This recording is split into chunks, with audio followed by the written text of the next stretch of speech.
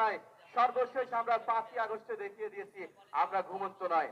আমাদের এই জাতি আবু সাইদের ইতিহাসের জাতি, আমাদের এই জাতি মুগ্ধর ইতিহাসের জাতি, যে বুক চিতিয়ে পুলিশের সামনে বুক চিতিয়ে বলেছিল আমাকে গুলি কর, কারণ আমি মানুষের পক্ষে হয়ে কথা বলতে এসেছি। আজ আমরা নাগরিক অধিকার আন্দোলন সেই আবু সাইদ এবং মুগ্ধের কথা বলতে এসেছি। আজ আমরা নাগরিক অধিকার আন্দোলন আমরা বাংলার 18 কোটি মানুষের কথা বলতে এসেছি, যারা চায় এই দেশে একটি সুশাসন প্রতিষ্ঠা হবে, আমার দেশের শ্রমিক শ্রেণী না খেয়ে মরবে না, আমার দেশের রিকশাওয়ালা ভাইয়েরা তারা কষ্টে দিনাতিপাত করবে না, তারা 2 বেলা 2 মুঠো রুটি নিয়ে তাদের বাবু বাচ্চা নিয়ে সুন্দরভাবে বেঁচে থাকতে চায়। আমি জানি আমার দেশের শ্রমিক শ্রেণী তারা ক্ষমতা চায় না, কেউ মন্ত্রী হতে চায় না, এমপি হতে চায় না, কিন্তু আমরা যদি দেখি আমার দেশের এসালাম গ্রুপের মতো মালিকেরা যারা এই বাংলার মানুষকে শুধুমাত্র মুনা দেখিয়ে এমন ভাবে টাকা হাতিয়ে নিয়েছে, যদিও এই আলমরা এখনো বহাল তবিয়তে রয়েছে। আমরা যদি দেখি যে সালমান এফ রহমানের মতো মাফিয়া, যে কিনা মাফিয়া অফ বিজনেস, বাংলাদেশের প্রতিটি সেক্টরের বিজনেসটাকে সে এমন ভাবে কন্ট্রোল করেছে, সেই কন্ট্রোলের মদত দিয়েছিল তৎকালীন ফ্যাসিস্ট হাসিনা, এবং তার বিরুদ্ধে আমরা চাই অনতিবিলম্বে তার বিরুদ্ধে তার যে সকল সম্পত্তি রয়েছে সব জব্দ হয়ে এবং তার বিরুদ্ধে যথোপযুক্ত ব্যবস্থা গ্রহণ করা হবে। এই হোক না কেন, বাংলাদেশে বিগত 2 মাসে যারা অনিয়ম শুরু করেছে, আপনারা যদি দেখবেন যে বাংলাদেশে এখন ট্রাফিকের আমাদের কন্ট্রোলে নাই। আমরা যদি দেখি কোথাও যেতে লাগলে আমাদের 2 থেকে 3 ঘন্টা সময় চলে যায়, আমাদের এই কর্ম সময় নষ্ট হয়ে যাচ্ছে। কারণ আমরা যদি দেখি আমাদের দেশের ট্রাফিক ভাইয়েরা একেবারে ঢিলে ঢালা অবস্থায়, আপনার রাস্তায় যখন দেখবেন ট্রাফিক ভাইয়েরা ট্রাফিকের নিয়ন্ত্রণ না করে তারা দোকানে বসে দোকানে বসে চা খাচ্ছে, এটা খুবই ন্যাক্কারজনক অবস্থা। আমি দাবি জানাবো, ট্রাফিক ভাইয়েরা যদি ট্রাফিক নিয়ন্ত্রণে তারা ব্যর্থ হয়, তাহলে আমার দেশের ছাত্র জনতাকে এই ট্রাফিক নিয়ন্ত্রণের দায়িত্ব দেওয়া হোক। একদিনের ভিতরে আমার দেশের ছাত্র জনতা, আমার বিশ্বাস, একদিনের ভিতরে আমার বিশ্বাস আমার দেশের ছাত্র অধিকার আন্দোলন, এছাড়া বাংলাদেশের নেতৃবৃন্দ, আমার দেশের প্রত্যেকটা পাবলিক ইউনিভার্সিটির যারা স্টুডেন্ট রয়েছে, কলেজের স্টুডেন্ট রয়েছে, স্কুলের স্টুডেন্ট রয়েছে, তারা যথেষ্ট একদিনের ভিতরে এই ঢাকার বুকে তথা পুরো বাংলাদেশের সব ট্রাফিক নিয়ন্ত্রণ আনতে। আমি অন্তর্বর্তীকালীন সরকারের সাথে দাবি জানাবো, যদি ট্রাফিক নিয়ন্ত্রণে না আনতে পারেন তাহলে আপনারা ছাত্রদের হাতে এই ট্রাফিক নিয়ন্ত্রণের দায়িত্ব তুলে দেন।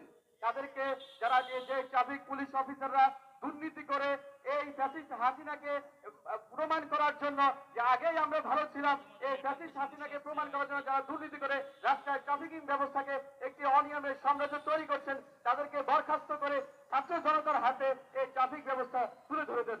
আমরা যদি দেখি উন্নত বিশ্বের দিকে আমরা যদি দেখি, সেখানে ছাত্ররা ট্রাফিক ব্যবস্থা নিয়ন্ত্রণ করছেন, পার্ট টাইম হিসেবে তারা সেখানে চাকরি দিচ্ছেন এবং ট্রাফিক ব্যবস্থা নিয়ন্ত্রণ করছেন। আমরা অন্তর্বর্তীকালীন সরকারের কাছে দাবি জানাবো, অনতিবিলম্বে এই অনিয়ম দূর করতে হবে। আমরা যদি দেখি যে বাংলাদেশে এখন মব জাস্টিস শুরু হয়েছে, এটা একটি অনিয়ম, যে রাস্তায় যে কোনো ব্যক্তিকে পিটিয়ে মেরে ফেলা হচ্ছে।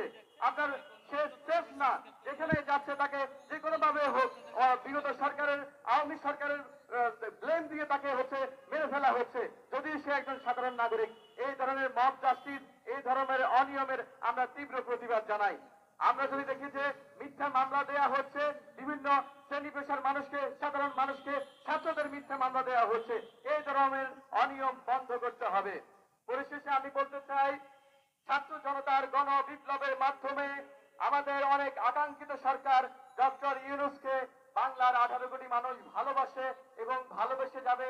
সেই ভালোবাসার জায়গা থেকে অনেক স্বপ্ন নিয়ে আপনার কাছে 18 কোটি মানুষের পক্ষ থেকে নাগরিক অধিকার আন্দোলন সিআরএম বাংলাদেশ আমরা দাবি করছি, অনতিবিলম্বে বাংলাদেশে আগামী 15 দিনের ভিতরে প্রতিটি সেক্টরে দুর্নীতিগ্রস্ত কর্মচারীদের চিহ্নিত করতে হবে এবং তাদের বিরুদ্ধে যথাযথ আইনি পদক্ষেপ গ্রহণ করতে হবে।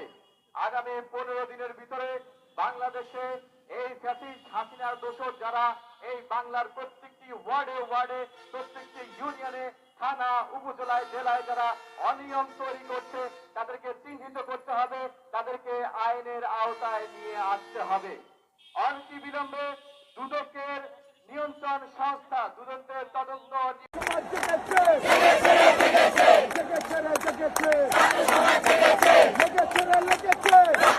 লেগেছে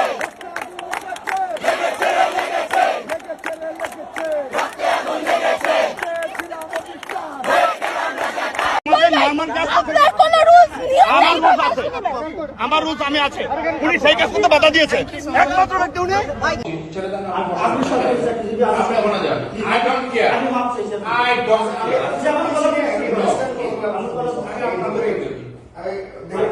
বয়সটাকে ওটা বলার পরিচয় জানার পরেও কেন পরিচয় জানার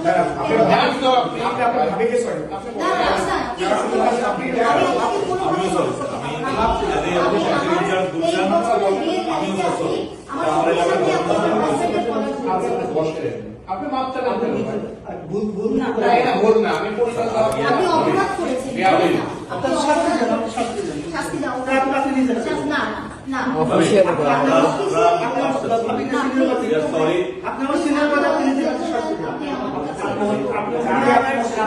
বসেন না ভাই আপনি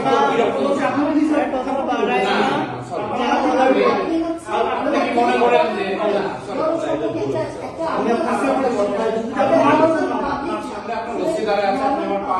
আপনার লেভেল কতটুকু আপনি লেভেল আপনি আবারও ওনাদের কোনো গুলি চালাইতে পারবেন, আপনার লেভেল আমি জানি। আপনি যদি আপনার অফিস সামনে আমার পা ধরতে পারেন, আপনি ওনাদের বুকে আবার গুলি চালাবেন, ওখানে বসবেন, আপনি বসেন।